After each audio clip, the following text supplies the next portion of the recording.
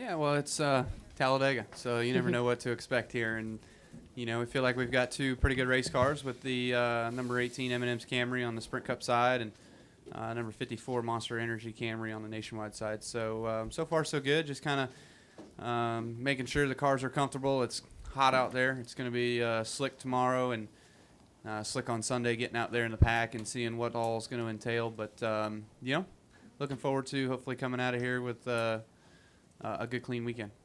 Okay, we'll open it up for questions for Kyle. Please raise your hand. We'll get a wireless mic to you. As always, state your name and affiliation. We'll start over on the right with Mike, then come back over to Bob.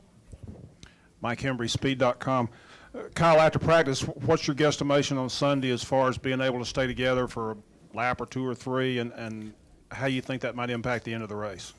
I don't think you can stay together at all. We're running 230, 240, just pack drafting, and then once you get pushed from behind or you have somebody close to you, it kind of moves you forward a little bit into the car that's in front of you, and you're already 245, 250. So that's kind of already borderline for our engines. You can probably take them to 260, 265 on water temperature before you start pushing water, but we don't want to jeopardize that and push water too early in the race and run ourselves out of water. So our limit's about 240 until 2 to go. Okay, we'll take our next question from Bob. Bob Parker, Sporting News. I guess that kind of answered my question. Is like, when do you start trying to hook up in two-car drafts tomorrow? Do the temperatures and does the weather impact when you would start maybe working on two-car drafts? And can you, obviously you and Kurt were high in the nationwide on the nationwide chart. Do you hope to be able to work with him tomorrow and compare to possibly you all working together, winning with kind of the way you won together last week, even though you're on the box?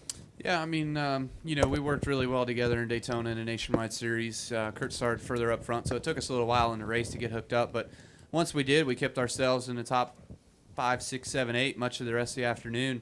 And, there coming off turn 2, we were leading the race. I was pushing Kurt, and we blocked the run from behind us that was coming up our outside. And we thought, wow, well, that was easy. Now it's going to be down between us coming back to the checker flag. But those guys somehow got another run on us and got to our outside, getting to turn 3, and then separated us. And lo and behold, the wreck was on from there. So, but the nationwide cars are a little bit different. You can push 2.5 laps in nationwide, but Cup cars you can't push at all, it doesn't seem. So, with the temperatures being as hot as they are, the ambient track temp being way up from what it was in Daytona, it's just a lot harder to keep your car cool enough and not let it get heat soaked that you have a time or an amount of time that you can push. So you're just kind of limited on what you can do based off water temp. Okay, we'll take our next question from Chuck, then come back over to Monty. Kyle, Chuck Howard, NASCAR Media Group. Hard to believe that in just a couple of weeks it's going to be All-Star Weekend. Can you explain what being an All-Star in the sport means to you and how much fun it is knowing that if you crumple that car up, it doesn't matter that night? Oh, it matters. It matters, especially with who you crumple it up with sometimes. So for us, though, being an All-Star and being in the All-Star race is one of the most fun things we get to do a year. I'd say Budweiser Shootout being another one of those, or the All-Star race are certainly two fun races that we get a chance to go after just to win, and bring home a checker or the wrecker. So it's an exciting night. There's a lot of energy there, and Charlotte does a great job. I think it's an awesome venue for that race. It gives you the opportunity to run, whether it's a 40-lap segment, 25-lap segment, 10-lap segment, gives you the opportunity to run that many qualifying laps in a row. That's all you're doing. You're giving it all you got every single lap. So, you're definitely up on top of the wheel, and your guys do the best they can to give you a good car and to make it as lightweight as possible and throw away the air conditioning units and keep all the front fans away from you, no radiator fan, all that stuff that's just try to lighten that baby up and make it fast. All right, go ahead with your question, Monty. Monty Dutton, Jackson Gazette.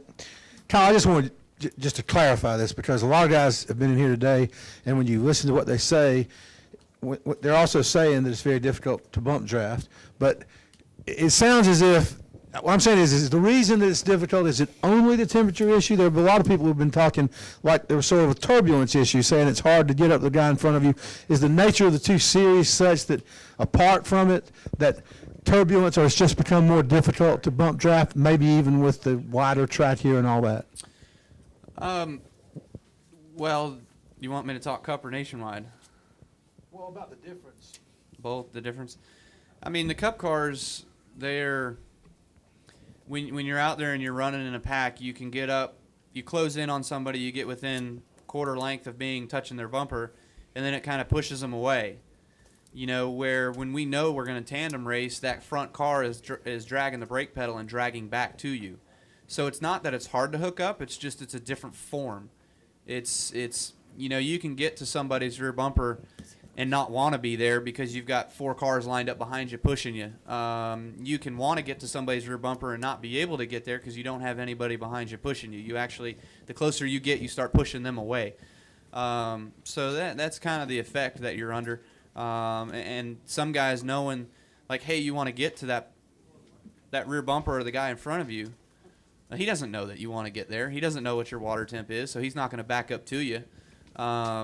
You know, because you don't have in-car communications with one another and all that stuff too. So that's all a challenge, and that's why it's, I guess, also difficult to do anymore. It's all kind of just changed.